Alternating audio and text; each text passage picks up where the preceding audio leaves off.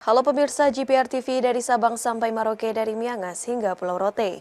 Kembali lagi bersama Bilki Sabila dalam program Kominfo Newsroom. Halo pemirsa GPR TV dari Sabang sampai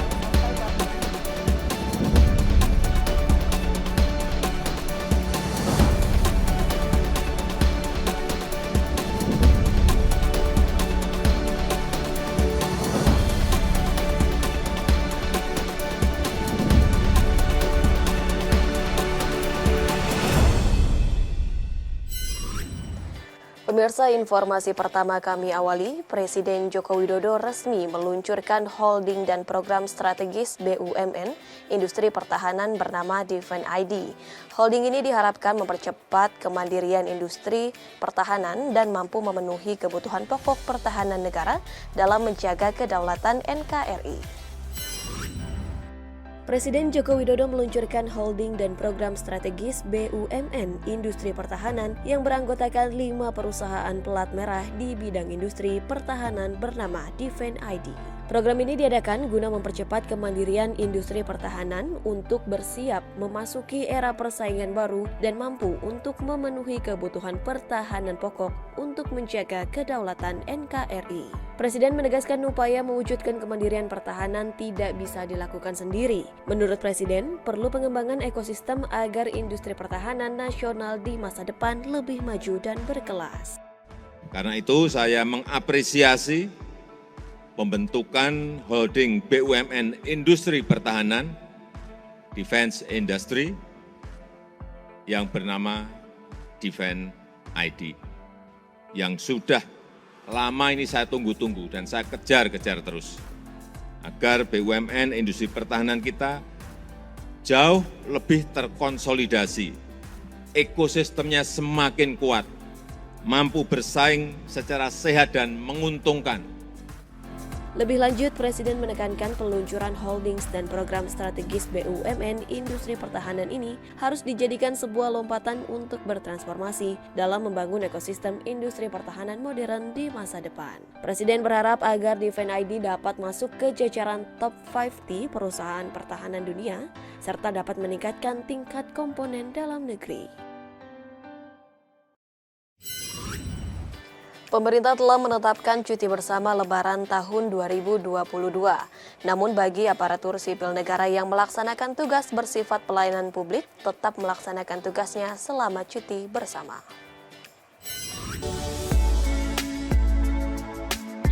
Pemerintah telah memberikan cuti bagi ASN yang akan melaksanakan mudik pada Hari Raya Idul Fitri 1443 Hijriah berdasarkan SKB Menak, Menpan RB, dan Menaker.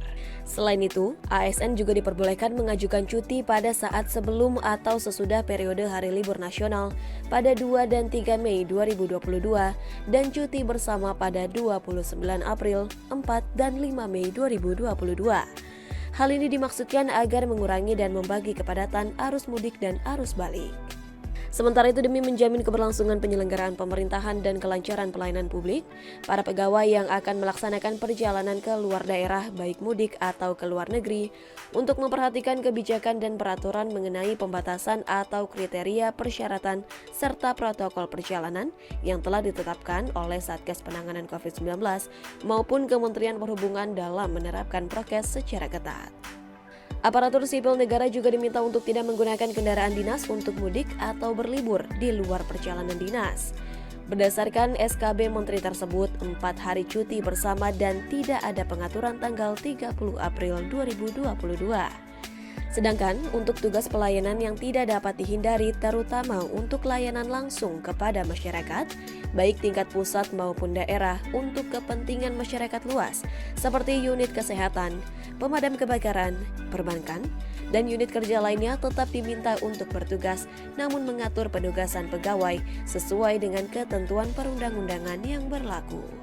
Pokok-pokok materi yang diatur di dalam SE Menpan nomor 13 tahun 2022 itu adalah bahwa pejabat pembina kepegawaian atau pejabat yang diberikan delegasi kewenangan itu dapat memberikan cuti tahunan kepada pegawai ASN di lingkungan instansinya pada sebelum atau sesudah periode Hari Libur Nasional dan cuti bersama pada Hari Raya Idul Fitri. Nah, pemberian cuti tersebut dilakukan dengan mempertimbangkan beban kerja, sifat dan karakteristik tugas serta jumlah pegawai di masing-masing instansi pemerintah.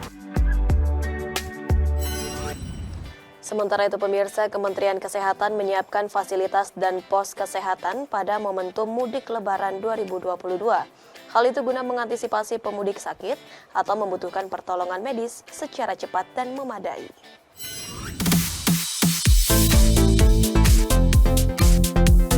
Sebagai upaya mengantisipasi adanya pemudik sakit atau butuh pertolongan medis yang cepat dan memadai, Kementerian Kesehatan menyiapkan sebanyak 13.948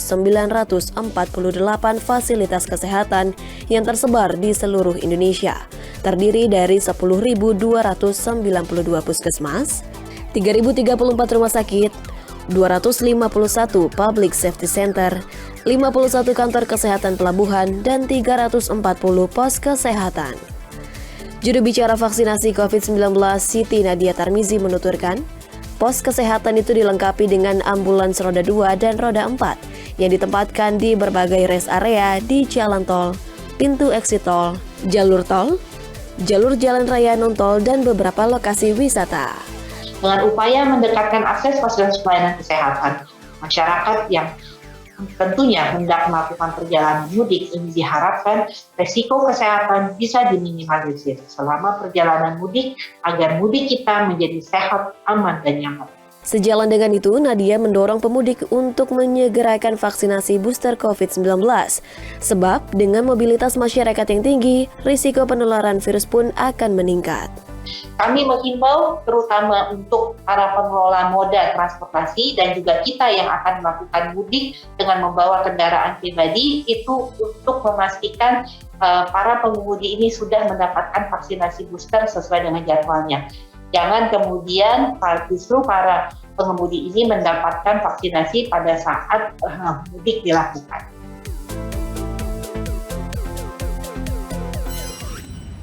Kita beralih ke informasi lainnya pemirsa. Walkoutnya sejumlah negara dalam forum ekonomi G20 diyakini Menteri Keuangan Sri Mulyani tidak mempengaruhi kerjasama anggota G20.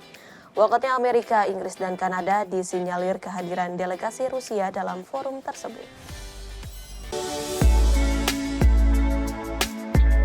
Merespon negara Amerika Serikat, Inggris, dan Kanada yang melakukan walkout dalam pertemuan kedua di kantor pusat IMF Washington DC di bawah kepresidenan G20 Indonesia, Menteri Keuangan Republik Indonesia Sri Mulyani mengatakan bahwa hal tersebut tidak mengejutkan bagi Indonesia karena sebelumnya telah melakukan konsultasi dan komunikasi pertemuan untuk memahami akan beberapa skenario yang terjadi. Mengingat setiap negara G7 merespon kehadiran delegasi Rusia dalam pertemuan tersebut.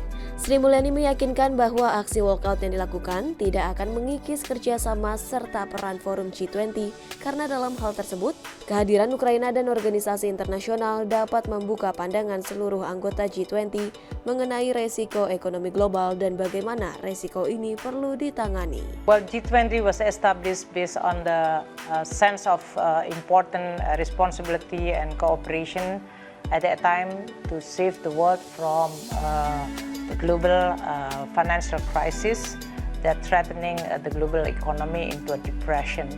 And I think since then G20 is actually creating or resulting many initiatives which actually creating a much better policy response, especially when we are dealing with systematically important issue that can threaten the global economic recovery or growth as well as stability. Migrasi TV digital secara bertahap akan dilakukan di berbagai provinsi di Indonesia, tidak terkecuali Kota Medan. Melalui kegiatan Kick-Off ASO Tahap 1 Kementerian Komunikasi dan Informatika bersama dengan Komisi 1 DPR Republik Indonesia gencar mensosialisasikan masyarakat Kota Medan untuk segera beralih ke siaran TV digital.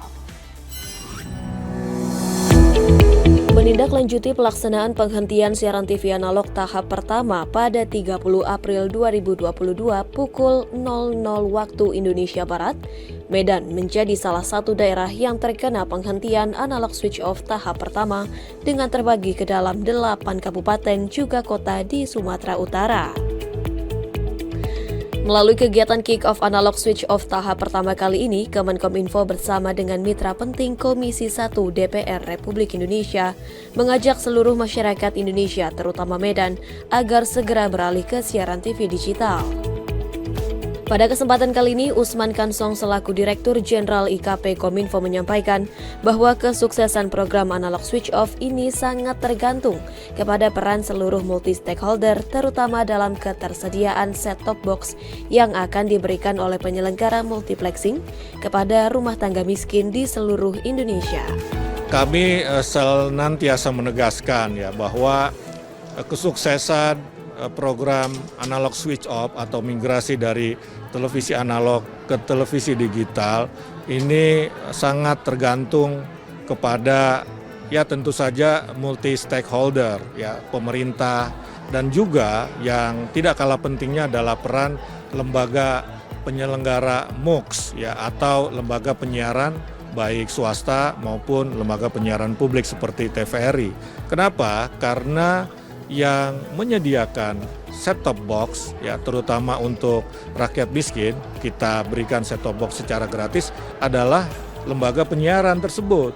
Ya, dari 6,7 juta set-top box yang dibutuhkan untuk kita berikan secara gratis kepada masyarakat miskin, 5,7 jutanya ini dipasok ya atau disediakan oleh lembaga penyiaran. Sementara pemerintah bersifat membantu. Pemerintah akan menyiapkan 1 juta, ya 1 juta, 6,7 juta, 1 juta disediakan oleh pemerintah, maka 5,7 juta menjadi kewajiban lembaga penyelenggara multiplexing atau lembaga penyiaran publik maupun lembaga penyiaran swasta. Nah, ini yang saya kira perlu diketahui, perlu dipahami oleh masyarakat ya, bahwa tugas lembaga penyiaran publik ini sangat penting dan lembaga penyiaran swasta dalam menyediakan set-top box demi kelancaran program ASO ini, analog switch off.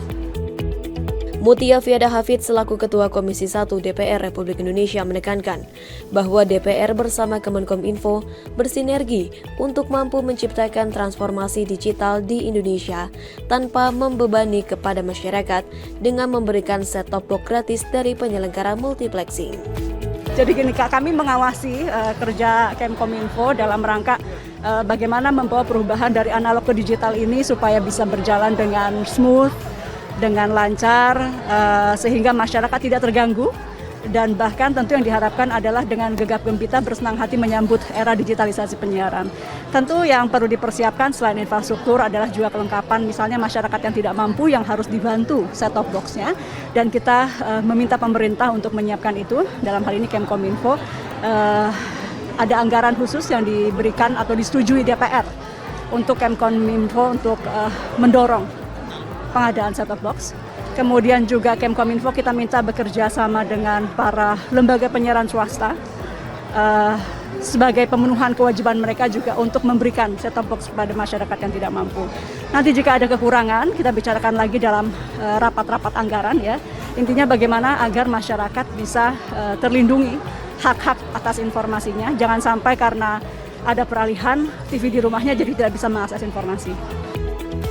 Adapun dalam kegiatan ini, Kemenkominfo bersama Komisi 1 DPR Republik Indonesia memberikan secara simbolis set-top box gratis kepada 10 masyarakat yang terdaftar sebagai rumah tangga miskin dengan mengacu pada DTKS Kementerian Sosial.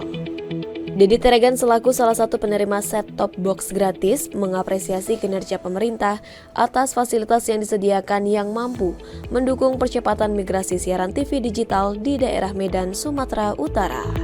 Saya mengapresiasi kepada pemerintah terhadap pemberian set-top box untuk masyarakat miskin, terlebih-lebih untuk Ibu Mutia Hafid yang pada hari ini mencerahkan secara simbolis set-top box kepada beberapa masyarakat perwakilan Deli Serdang dan Medan.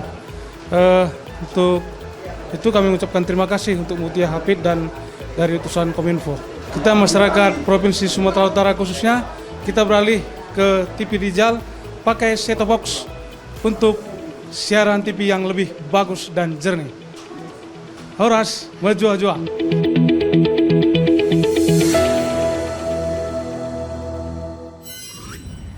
Pemirsa, usai jeda kami akan kembali dengan beragam informasi menarik lainnya. Tetaplah bersama kami dalam Kominfo Newsroom.